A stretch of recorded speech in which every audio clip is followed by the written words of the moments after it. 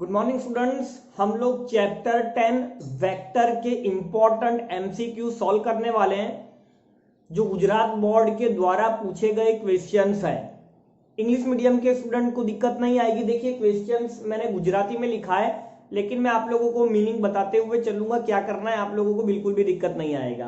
देखिए पहला क्वेश्चन क्या है, अल्फा बीटा गामा, ये आपको वेक्टर एक्स का डायरेक्शन एंगल गिवन है। ठीक है, डायरेक्शन एंगल गुजराती में खुणाओ। तो आपको बेटा इस एक्सप्रेशन की वैल्यू बतानी है। देखिए 1 प्लस आप लोग जानते हो, ये जो cos 2 अल्फा है इसका फॉर्मूला आप लोग जानते हो क्या होता है, 2 cos स्क्वायर अल्फा माइनस 1।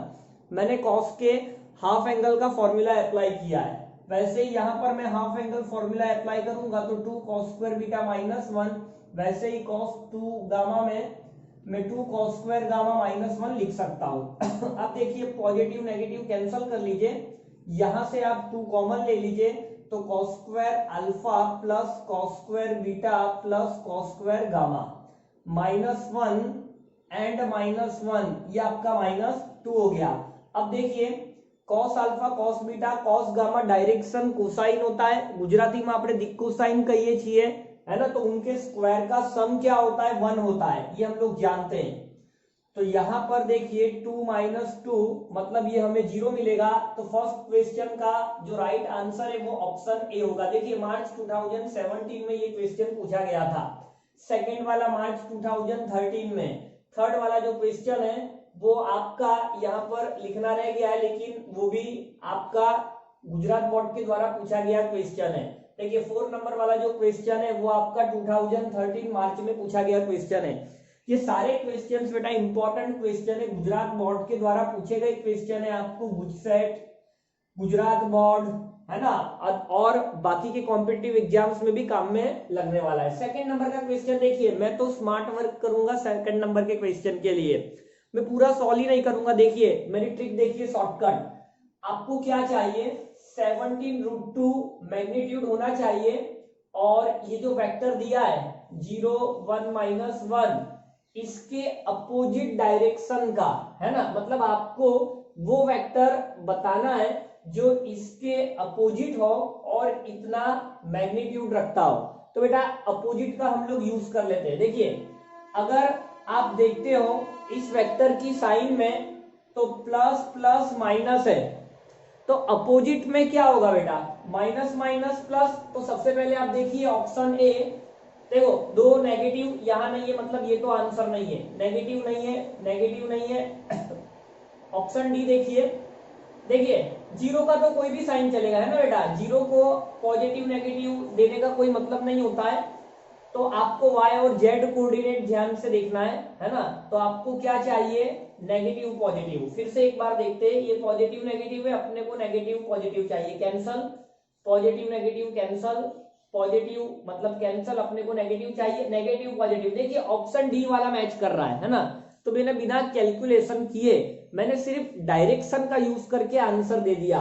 हमको क्वेश्चन क्या पूछा था, सपोज मैंने इसे वेक्टर एक्स कह दिया, हमारा क्वेश्चन क्या था, हमें एक ऐसा वेक्टर बताना है जो कि इस वेक्टर की अपोजिट डायरेक्शन में हो और इतना 17√2 मैग्नीट्यूड रखता हो। तो देखिए मैंने यहाँ पर डायरेक्शन का लॉजिक लगाया है। अगर आपको इस वेक्टर के अपोजिट वेक्टर चाहिए तो देखो जीरो को तो कोई मतलब ही नहीं है, ये प्लस और ये माइनस है, तो आपको इसका उल्टा करके क्रॉस चेक कर लेना है किसमें मैच कर रहा है ना। चलिए आगे बढ़ेंगे नेक्स्ट क्वेश्चन पे। क्वेश्चन नंबर 3, નીચે આપેલા વિકલ્પો પૈકીનો કયો વિકલ્પ એ આ સદિશની દિશાનો એકમ સદિશ છે। देखिए आपको इस तरह से वेक्टर दिया है, सबसे पहले तो हम लोग इसे सिंपलीफाई कर लेते हैं। देखिए 2 × 2 4, 4 + 3 ये आपका 7 i कैप हो रहा है। अब ये 2 अंदर जाएगा 2 j कैप, और ये 4 j कैप मतलब 6 j कैप हो रहा है, और ये -5 k कैप हो रहा है। अब हमको क्वेश्चन में क्या पूछा है, आपको ये जो 4 ऑप्शंस गिवन है, નીચેના વિકલ્પો પૈકીનો કયો વિકલ્પ આ સદિશની દિશાનો એકમ સદિશ છે, मतलब आपको इस वेक्टर की डायरेक्शन में यूनिट वेक्टर निकालना है। ठीक है, सपोज मैंने इसे वेक्टर ए कह दिया। अब वेक्टर ए की डायरेक्शन में यूनिट वेक्टर का मतलब बेटा ए कैप होता है। कैसे निकालते हो, वेक्टर अपॉन इसका मैग्नीट्यूड। अच्छा क्या हम लोग डायरेक्ट आंसर दे सकते हैं, तो 7 6 माइनस 5, 7 देखिए ये नेगेटिव है ये पॉजिटिव है, ये कैंसल है ना, सी वाला ऑप्शन कैंसल, डी वाला भी कैंसल, अपने को 7 आई कैप चाहिए। तो 7 6 माइनस, देखिए ये जो पार्ट है प्लस प्लस माइनस वो ऑप्शन ए में आ रहा है, ठीक है। तो थर्ड वाला बेटा बिना कैलकुलेशन के ही मैंने आंसर दे दिया, ठीक है। अगर और जगह पर मैच होता ये पार्ट वेक्टर और जगह पर भी आता और ऑप्शंस में, तो मैं मैग्नीट्यूड निकालता। तो इस तरह से आपको टाइम बचाना है, ठीक है। तो 7 6 माइनस 5, 7 6 माइनस 5 सिर्फ ऑप्शन ए में है, बाकी कहीं पर नहीं है। इस वजह से आप डायरेक्टली आंसर लिख सकते हो, आपका राइट आंसर थर्ड में ऑप्शन ए होगा। चलिए नेक्स्ट क्वेश्चन देखिए 4 नंबर का। तीनों स्थान सदिश, बेटा पी जो है उसका आपको पोजीशन वेक्टर देकर रखा है 4 5 माइनस 3। अब आपको क्या कहा है कि ये जो पॉइंट है पी, इसका एक्स वाई वाई जेड और एक्स जेड प्लेन से जो डिस्टेंस है वो P1 P2 P3 है। मतलब इस पॉइंट P का एक्स वाई प्लेन से distance P1, Y Z plane से डिस्टेंस P2 और एक्स जेड प्लेन से डिस्टेंस P3 है। तो आपको इनका प्लस करना है। इसका मीनिंग क्या होता है बेटा, देखिए सिग्मा का मतलब होता है प्लस से, आप आई की जगह पे 1 डाल रहे हो तो P1 प्लस P2, आपको 3 तक चलना था तो आपको इसका आंसर देना है। तो बहुत ही आसान है। अगर आपको एक्स वाई प्लेन से डिस्टेंस निकालना है तो आपको जेड कोऑर्डिनेट का मॉड करना पड़ता है, मतलब -3 का मॉड जो कि प्लस होगा। वाई जेड प्लेन से डिस्टेंस निकालने के लिए आपको एक्स कोऑर्डिनेट का मॉड करना है जो कि 4 होगा, और एक्स जेड प्लेन से आपको डिस्टेंस निकालना है तो वाई कोऑर्डिनेट का आपको मॉड करना पड़ेगा जो कि 5 है। और इनका ये जो है ये P1 है, ये P2 है और ये P3 है। आपको सबका सम करना है तो 4 + 3 7 + 5 12, तो मेरा आंसर होगा 12।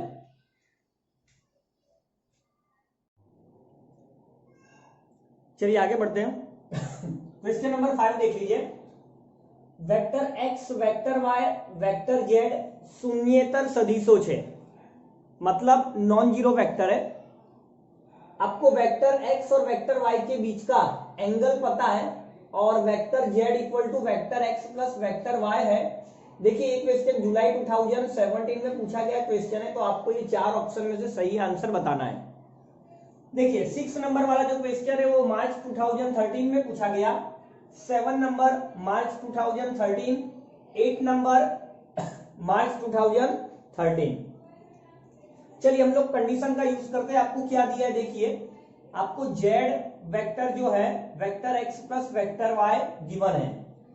तो इसका मतलब ये होता है कि वेक्टर जेड का magnitude equal to vector x plus vector Y के मैग्नीट्यूड के बराबर होगा, और अगर आप दोनों तरफ स्क्वायर कर दोगे तो वो भी सेम होगा।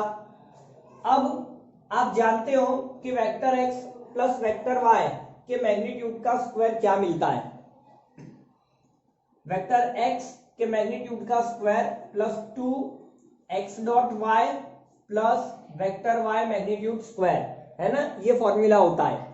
अब आप x डॉट वाई का फॉर्मूला भी जानते हो, क्या होता है बेटा, तो ये वेक्टर x के मैग्नीट्यूड का स्क्वायर 2 टाइम्स x का मैग्नीट्यूड y का मैग्नीट्यूड, दोनों के बीच का एंगल जो कि आपको π/2 देकर रखा है, प्लस y के मैग्नीट्यूड का स्क्वायर। बेटा cos π/2 0 होता है तो ये आपका पूरा 0 हो गया। तो आपको क्या रिजल्ट मिल रहा है, z² equal to x² plus y²। अब अगर हम लोग ऑप्शन चेक करते हैं तो ये वाला जो आंसर है वो ऑप्शन डी के साथ मैच कर रहा है, तो यही हमारा राइट आंसर है, ठीक है। तो 5 नंबर के क्वेश्चन का राइट आंसर ऑप्शन डी होगा। चलिए आगे बढ़ते हैं 6 नंबर पे। 6 नंबर पे आपको क्या देके रखा है, काफी बढ़िया क्वेश्चन है बेटा, एकदम इंपॉर्टेंट क्वेश्चन। चाहे आप बुटसेट की एग्जाम दो, चाहे आप बोर्ड की एग्जाम दो, जेई मेंस में भी ऐसे क्वेश्चन कई बार पूछे गए, चाहे आप किसी भी कॉम्पिटिटिव एग्जाम्स की प्रिपरेशन कर रहे हो, ऐसे क्वेश्चन मोस्ट इंपॉर्टेंट। देखिए कैसे सॉल्व करना है इसे, हम यहाँ पर कैसे सॉल्व करेंगे। आपको ये जो कंडीशन गिवन है vector A plus vector B equal to minus vector C, इस यहां से शुरुआत करेंगे।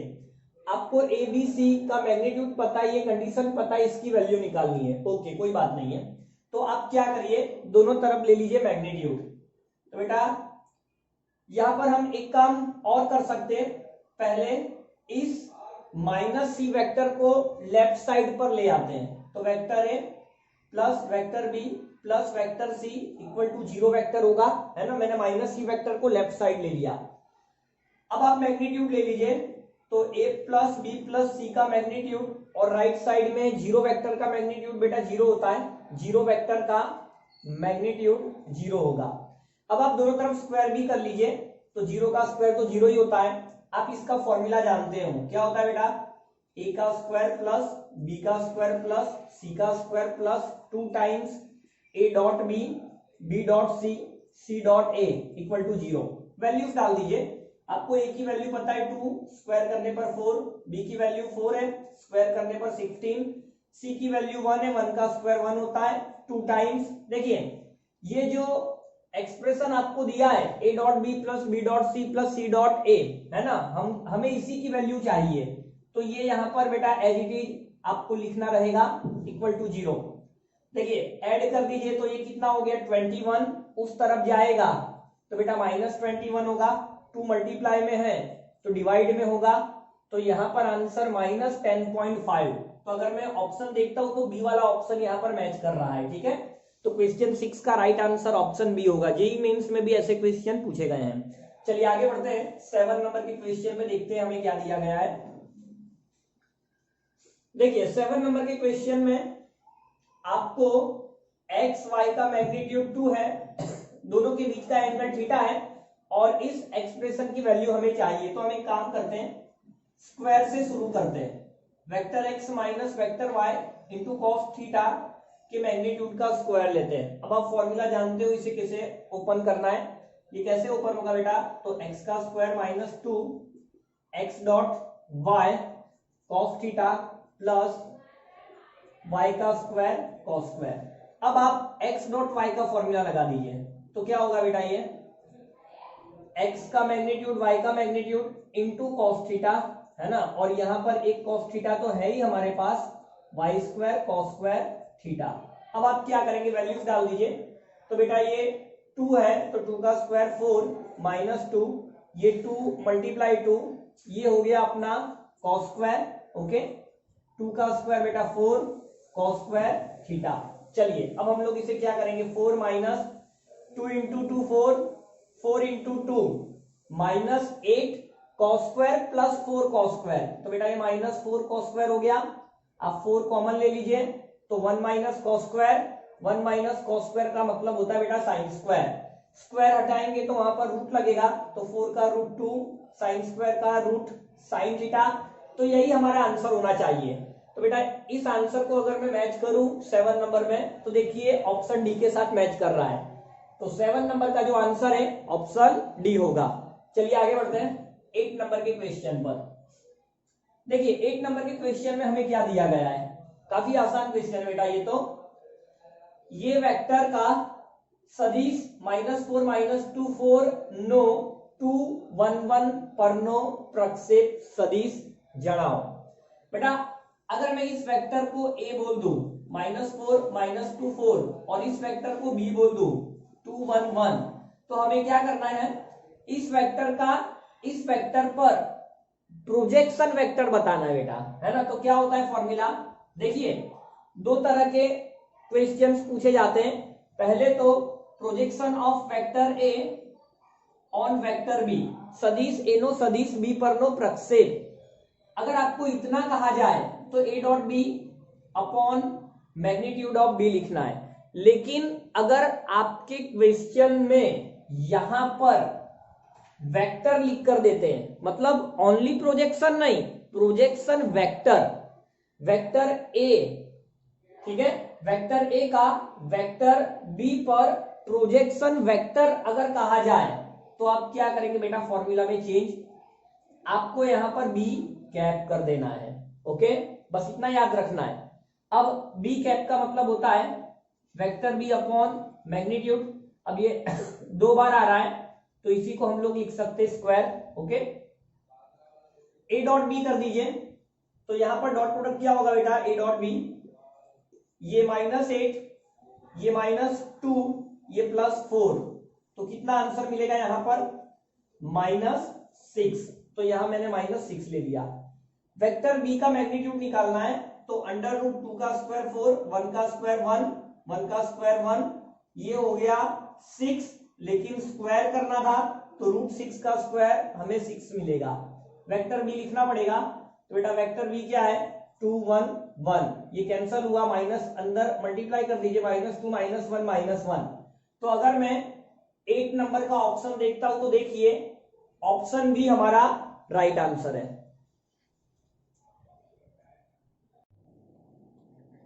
चलिए आगे बढ़ते क्वेश्चन नंबर 9 में क्या लिखा है बेटा, सदिश 4 1 3 नो 1 - 2 3 पर ना प्रक्षेपनुमान।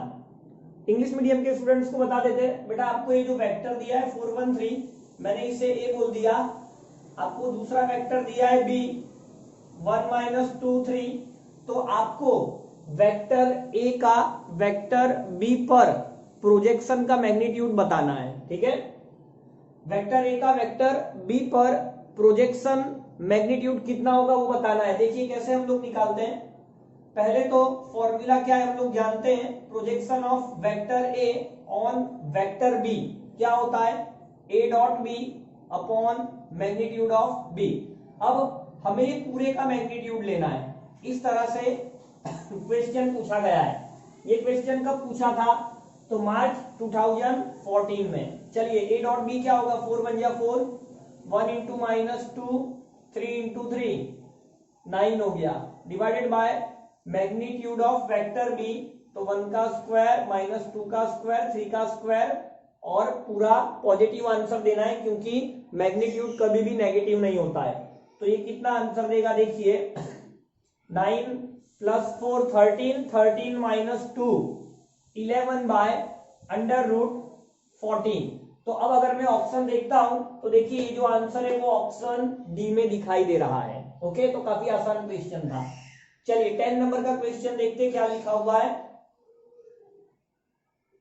देखिए आपको आर स्क्वायर में इस वेक्टर के, ठीक है, इस वेक्टर के परपेंडिकुलर यूनिट वेक्टर बताना है, लंब एकम सदिश है ना, इसके परपेंडिकुलर भी होना चाहिए और यूनिट वेक्टर भी होना चाहिए।